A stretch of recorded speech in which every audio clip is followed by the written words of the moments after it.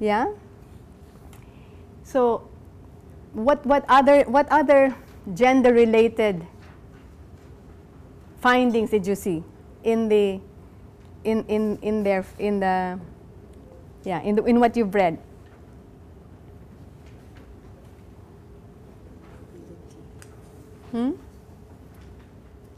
The kind of information, for example, no? The areas of greatest livelihood challenges are related to health and agriculture. And the one thing that they say is that the research project found that most queries were in the areas of health, again, majority coming from housewives, and in agriculture, majority which came from farmers. The question there is, okay, does that mean the assumption there, the farmers are mostly men?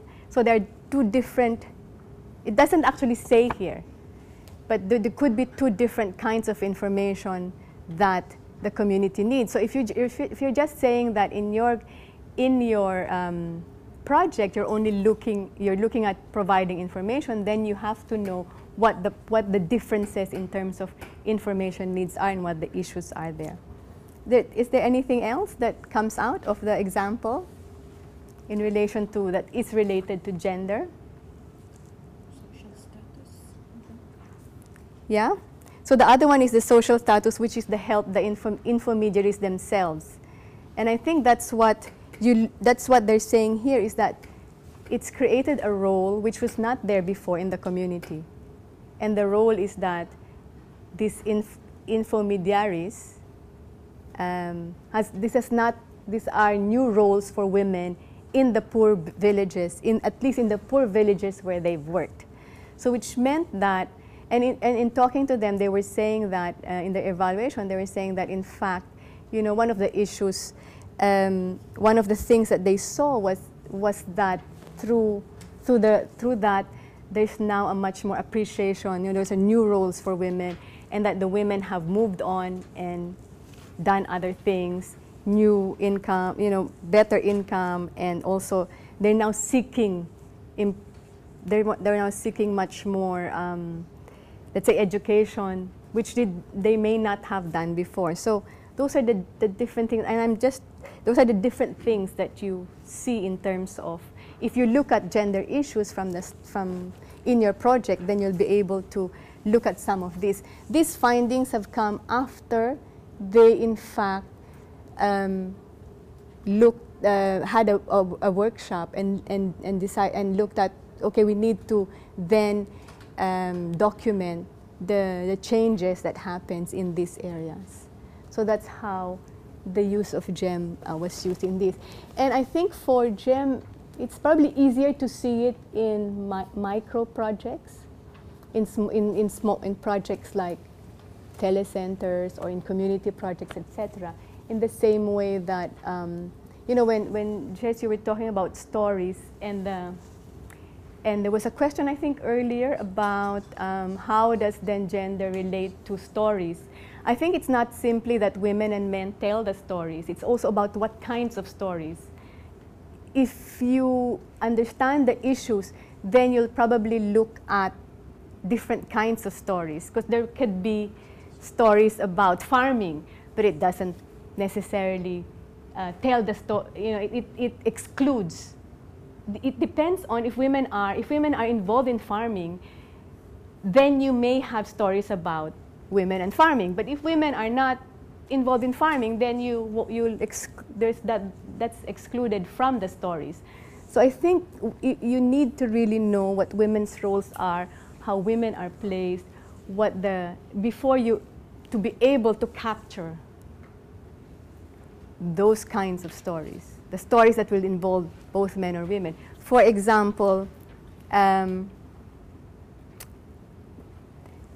let's say issues of domestic violence in communities or in families. How does that relate to an ICT intervention at all? Or let's say power relationships in the family, for example.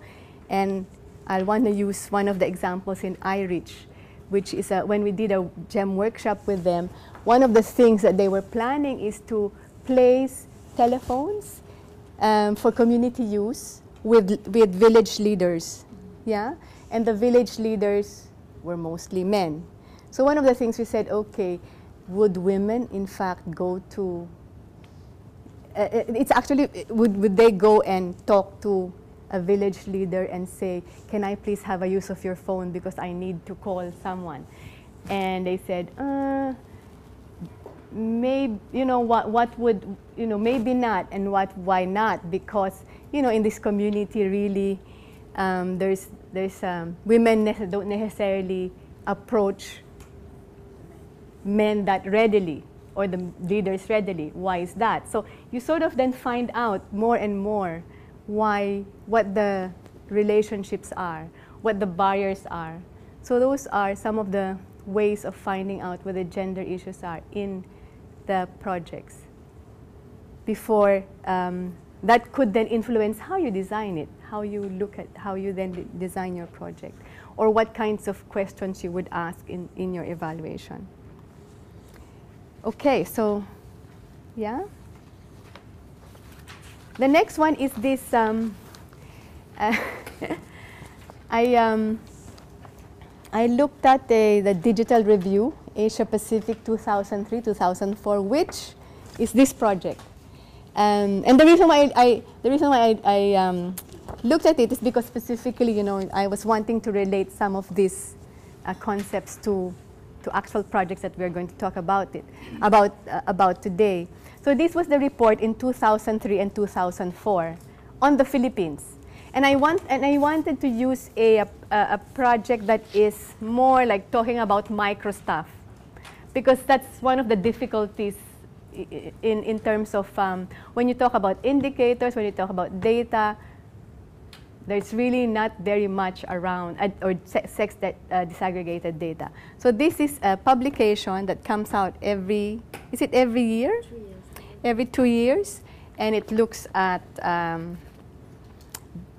report, country reports, and that it's actually writers in different countries, yeah, that you're building capacity around that. So this is just an excerpt of the report in 2003-2004 in the Philippines, and this is the data presented.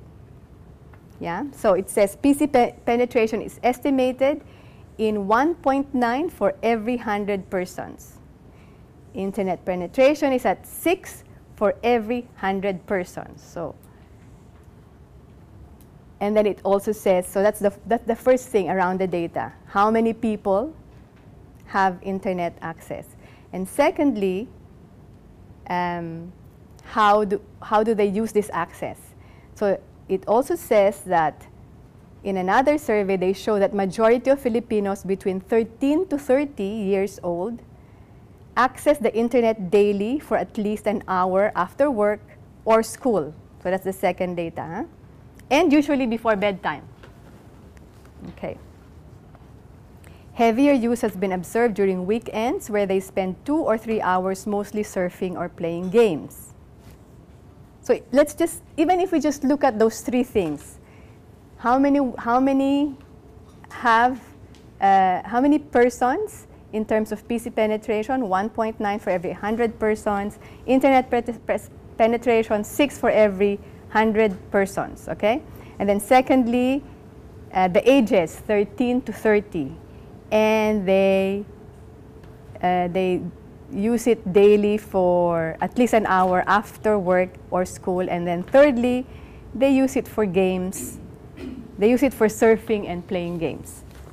So no, these are just Filipinos. Now how do we, I think the challenge there then, because there's very little data that's sex disaggregated, how do you then find out? Are there, in terms of differences of patterns of use for men and women? In terms of, so what I did to see if there's any, because there really is no data in terms of the Philippines. So what I did is this. So that's the data we have. So before I show you, the other information, just looking at this data, do you think that what would be your guess? Would it be men or women use more?